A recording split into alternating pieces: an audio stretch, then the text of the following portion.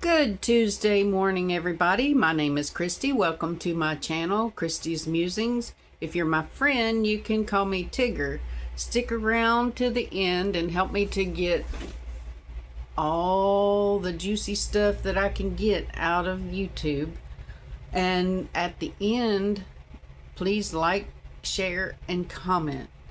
And when you do comment, remember to be kind. I already know I'm not a supermodel, and I already know I'm carrying some extra pounds, so you don't have to remind me. Okay, that being said, today I was going to talk about a certain person because, I don't know if you can see that. There, that's his name, Les Wexner.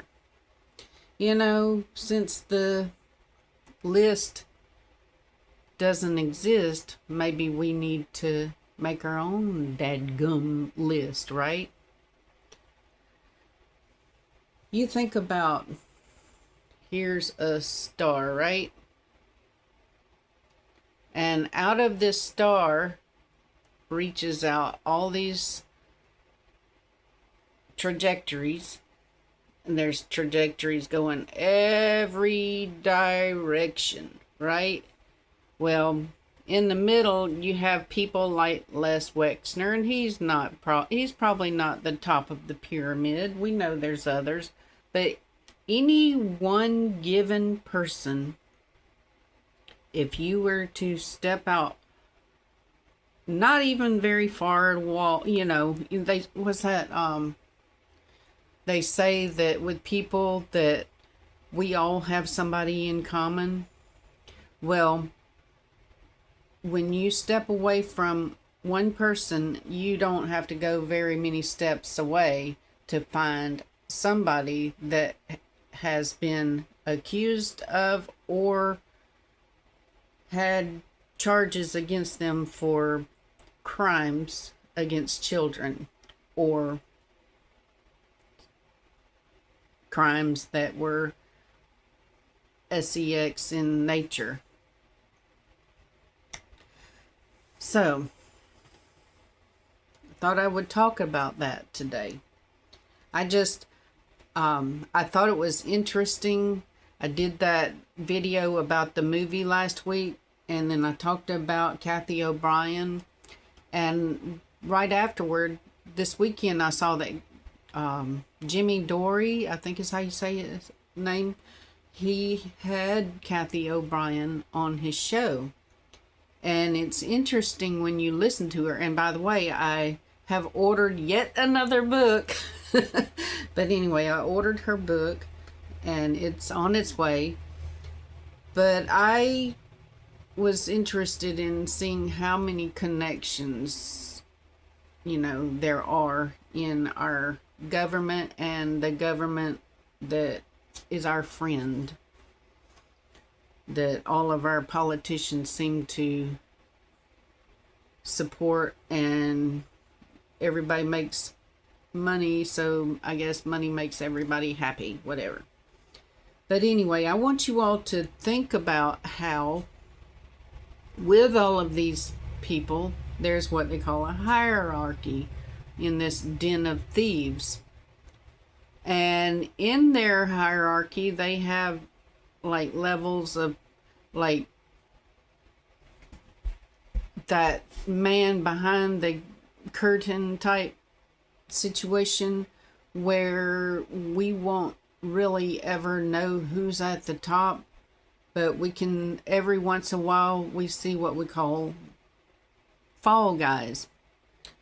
And these fall guys are either patsies, which we've heard that term way back in 1963 when JFK was assassinated. Then there's bottom feeders. These people that they work for the company and they may sit at the table, but they're not high enough to bring the whole pyramid down, the house of cards, so to speak. which, by the way, there is a show called House of Cards that Kevin Spacey was in, remember? But anyway, these bottom feeders, they all are entrusted with knowing that if they go to prison, they better not tell anything. Sometimes this corporation, I would just call it a corporation or den of thieves, they hold individuals out over a ledge. Picture being on the top of a building or over a high mountain, and they're dangling this person, got him by the throat, and hanging them over with the fear of dropping them, whatever. And they hang them out over the ledge for the American public so that it'll appear that the public's getting the feeling of something being done about this type of activity. And then that kind of activity, those little lower down the totem pole, these ones that are hanging out over the ledge for the American public to see, like I said, that they don't only give us the appearance of something being done about those people, but it takes the focus off of the really big fish. Think about P. Diddy. And, he had his day in court, and basically he gets off with a slap on the wrist. Not to the extent of what we were chomping at the bits to hear, And then there's Mike Jeffries of Abercrombie and Fitch.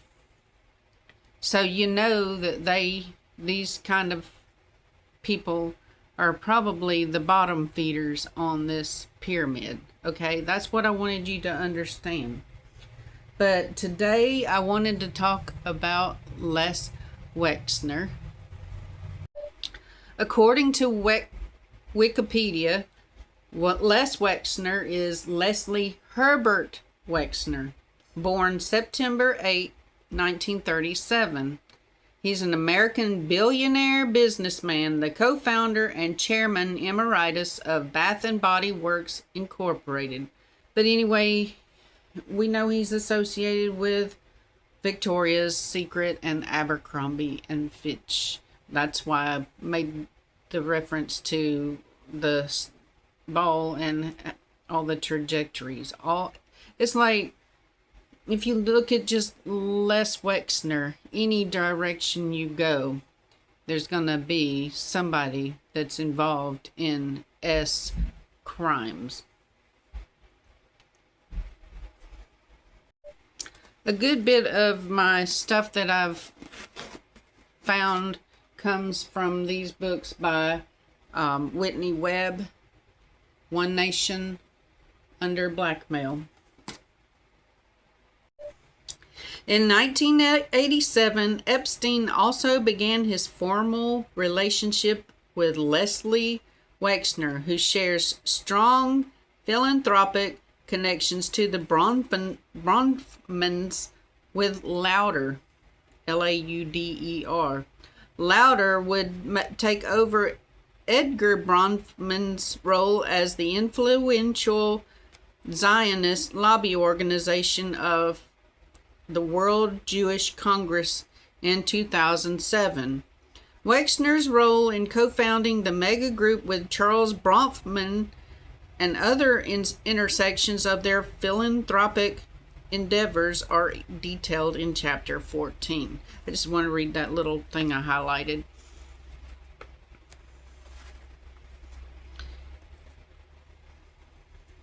And it's also said that Epstein said that Les knows everything about me. He knows every experience I've had. That's very telling. And another little thing about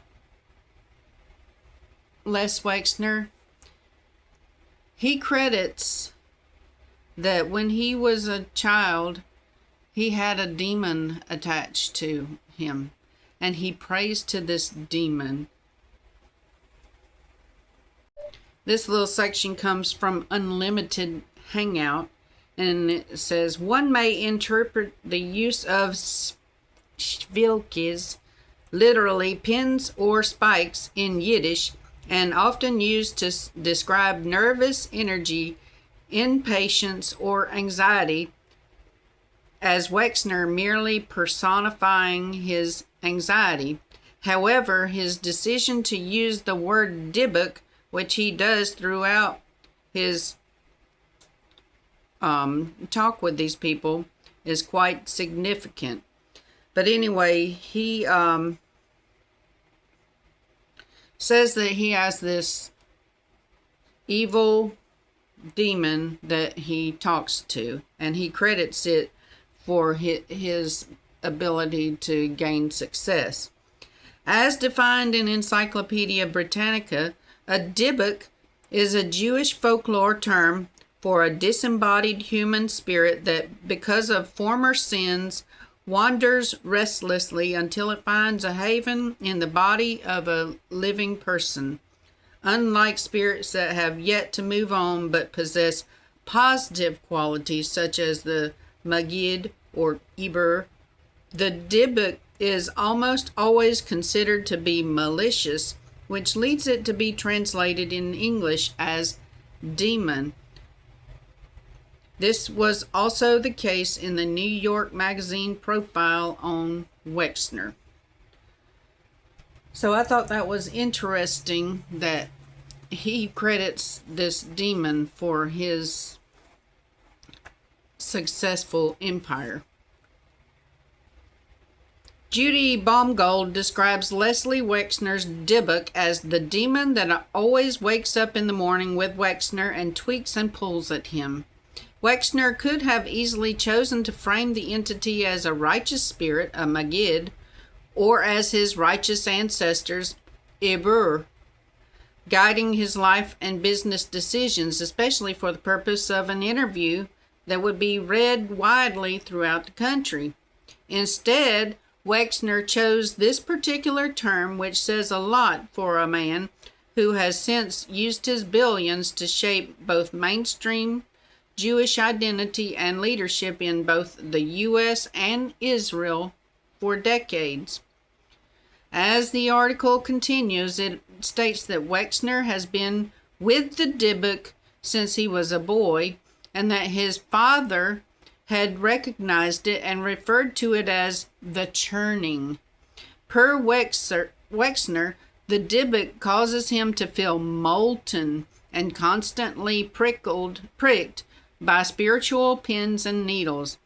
It apparently left him at some point as a young man, only to return in 1977 when he was 40, half frozen during an ill-fated trip up a mountain near his vacation home in Vail, Colorado. This specific trip is when Wexner says he both rejoined with his childhood Dybbuk and decided to change his life. He told the New York Magazine that his Dybbuk makes him wander from house to house, wanting more and more and swallowing companies larger than his own. Remember in the Bible it talks about Satan wandering up and down the earth to and fro? In other words, it compels him to accumulate more money and more power with no end in sight. Wexner later describes the Dybbuk as an integral part of his genius. Wexner further describes his Dybbuk as keeping him out of balance, emotionally stunted, a part of him, the precious, treasured boy-son part, lagging behind the Dybbuk.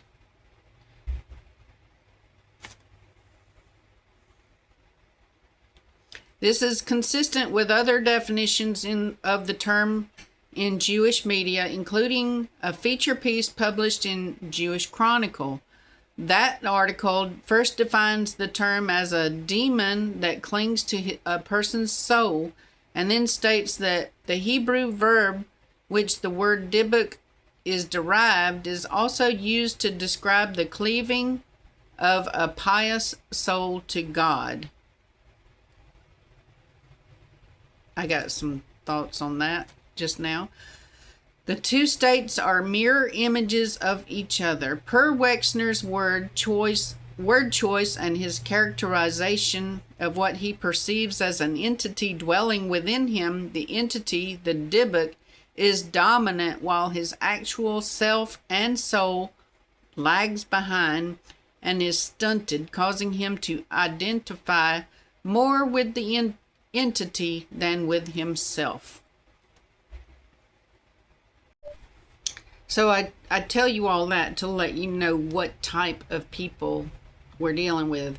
And the thought that I had was thinking back about Robert Seffer telling us about how these different religious groups, how they feel that their way to ascension with God is through sin.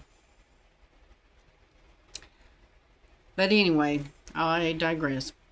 In August 2019, following Epstein's second incarceration and prior to his death, is talking about Epstein's death, Wexner addressed the Wexner Foundation in writing, releasing a statement that his former financial advisor, Jeffrey Epstein, had misappropriated vast sums of money. Yeah, blame it on the dead guy, right?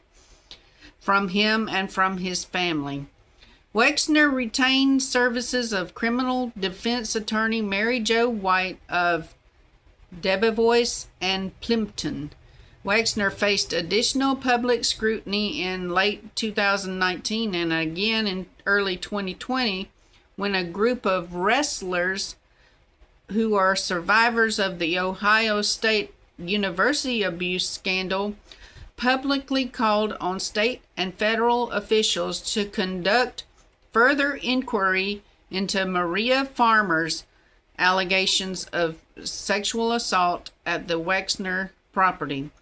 The wrestlers called for accountability surrounding the Wexner family's involvement in Epstein's abuse and raised the issue of the continuing influence of Abigail and Leslie Wexner serving as the biggest and best known benefactors of the university.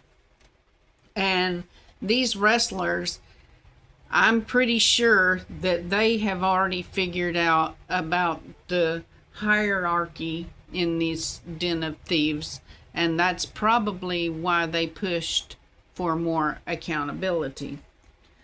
But Leslie Wexner has what he's called the Heritage Program, and that one funnels money into Israel. And he's had connections with organized crime, and yet whenever he comes forward and they try into the public eye, they try to portray him as this meek, mild-mannered man, and all these things happen to him. He's the victim, you know. But anyway, I wanted you to understand that he is connected, again, that spiky ball.